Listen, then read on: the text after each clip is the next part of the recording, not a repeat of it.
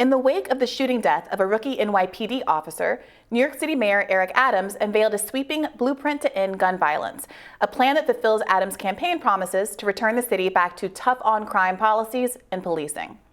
New Yorkers feel as if a sea of violence is engulfing our city.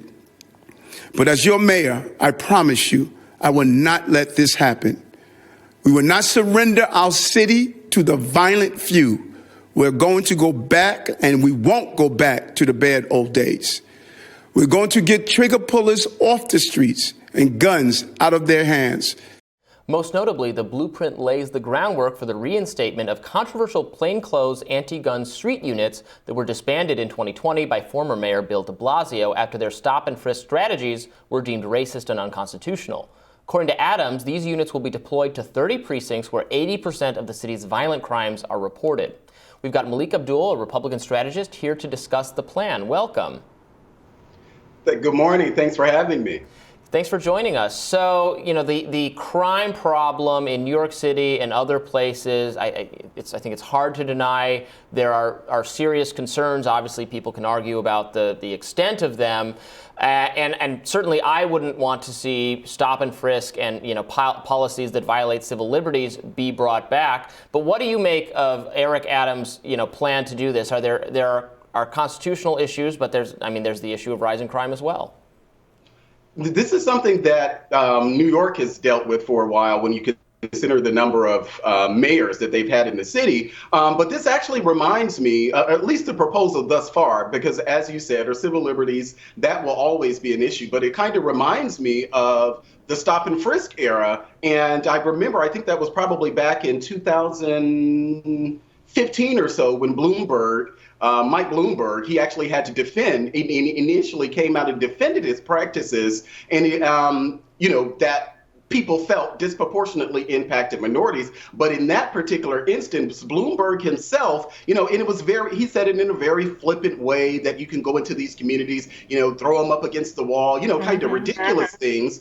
But, this is something that unfortunately mayors, governors all around the country have to deal with as we're facing this rising crime wave. The fact is that there is no one solution to it. But I think we do need to be careful because it's interesting that I haven't heard even since this proposal and some of the many things that have been happening around the country, think back a couple of years ago when we really had a focus on Black Lives Matter.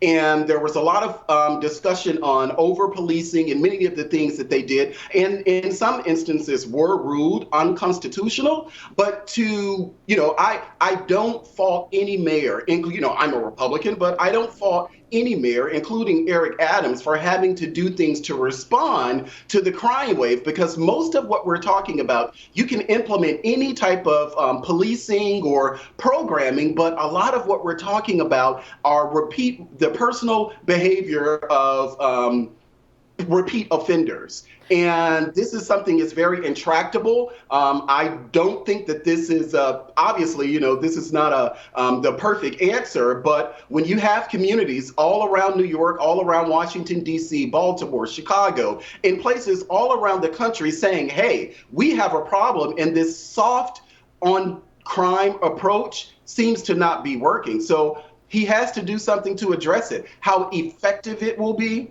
I don't know. Yeah, well, that's a big question, right? Because people who are advocating for increasing funding to the police or adding numbers of police officers have to justify why it is that doing so in the past hasn't correlated with the drop of crime. And in fact, the rise and fall of crime has been cyclical and correlated to other things, including poverty rates. If people are really concerned with rising crime numbers, they should pay more attention to the fact that people in Flint, Michigan, and in communities all across the country are still having children that are growing up with leaded water, et cetera. But I'm glad you brought up Mayor Bloomberg, because it's important to note, I think, that Judge Shira Shidlin back in a decade ago or so did rule those stop and frisk practices of yesteryear unconstitutional. This isn't, a casual opinion. Bloomberg was forced out of this because it was considered to be unconstitutional. So I'm curious what response is going to be. The response is going to be from Black and brown members of the New York community, many of whom voted for Eric Adams, but who are also going to be as victims of crime, but likely victims of the kind of police harassment that once defined life in New York for anybody that was melanated. Yeah, that's actually an excellent point. And I shouldn't have said, because I told myself I was going to move away from describing anything affecting the Black community and putting it under the umbrella of Black Lives Matter. So I shouldn't have said, you haven't heard the response from Black Lives Matter. To your point, where are the communities in New York City itself? Where are they? Because many of them indeed did vote for Eric Adams. So where is the pushback in the community? And, granted, I haven't studied this as intensely as I did some of the stop and frisk policies to see what it is that he's proposing. Maybe there's something different, but just on its surface, it doesn't seem anything much different than that speech that Bloomberg gave in Colorado when he was defending the stop and frisk policy. So I don't know exactly how this differs from that. I would be very interested in hearing about it. But as I said, this is something that mayors and governors all around the country are literally having to deal with. So I don't, all of these officials are in tough positions because they literally are going to have to deal with, as you noted, the constitutional issue that we had with stop and frisk. Yeah, I'm still thinking back to the campaign days when so many Democrats, including Stacey Abrams, defended Bloomberg when he made remarks like you described before, and also some remarks about how, every criminal looks the same. It's like a Xerox sheet. The profile is exactly the same. Doesn't exactly inspire confidence. But I want to ask, Mayor Adams is also looking to target underage gun possession by strengthening prosecutors' abilities to go after minors charged with gun crimes. Far too many men above the age of 18 are victimizing children by forcing them to carry the weapons. This is evidenced by the statistics. In 2019, 2.5% of all youths under 18 who were arrested had a firearm. In 2021, that number was 10%. Children are being used as pawns. If a 16 or 17-year-old is arrested on a gun charge, the NYPD should ask the individual where they got the gun from. If the individual refuses to disclose that information, prosecutors should have the ability to charge the individual in criminal court rather than family court. Malika, is this the right approach to bring these kids from family court into criminal court in order to try to chase the source of these guns up the relationship chain?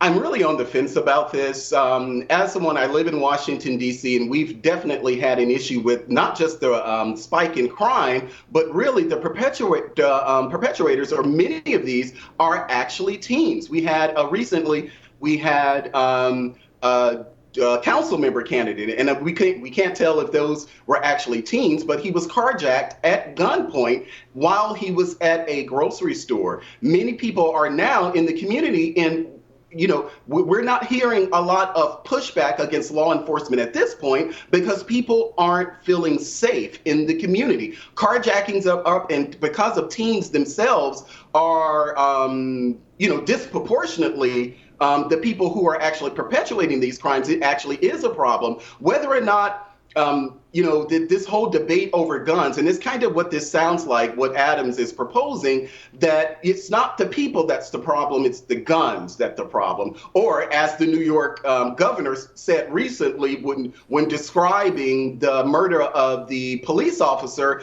that it was, I think she described it in a very weird way, that a shot from a bullet from a gun or something like that. There's a lot of focus on guns, and I do believe that we need to do more to strengthen our laws around guns. But I'm not sure if this itself is the answer, because you will then eventually get back to where we were with the whole stop and frisk policy, things that disproportionately impact Black and brown people. But at the same time, as a city official or leader of a city, what is it that you can do? Yeah. I honestly don't know, which is why I say that I'm on the fence about whether or not this is the right move. Well, I think that's a good point, because it's a little bit in tension with what we were just talking about, right? If you want to, maybe it sounds good in practice to put more resources into to arresting or treating more seriously teenagers who have guns or trying to trace the guns, but that project would invariably involve like a more robust police, more police, and a more robust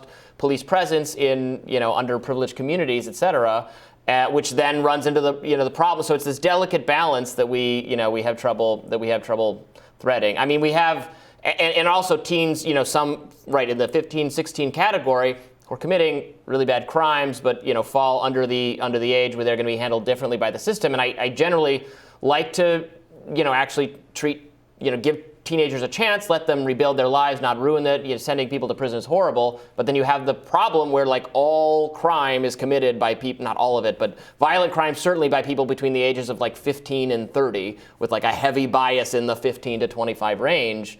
So it's anyway. That's we have to decide what we want. Do we have a kind of legal and moral policy that says we treat minors differently for all of the reasons that we say we do, right? Because they're cognitively not the same as adults, because their decision-making processes aren't the same as adults. Do we believe in that as a moral and ethical measure as a community, and therefore treat minors and teenagers like teenagers and minors?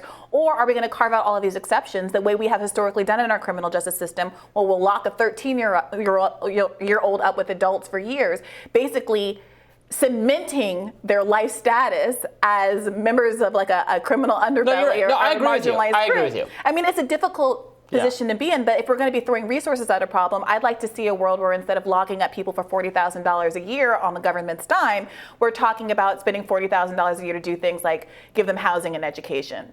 I agree with you. All right. Well, thank you, Malik, for joining us. Thank you for having me. And we'll have more Rising after this.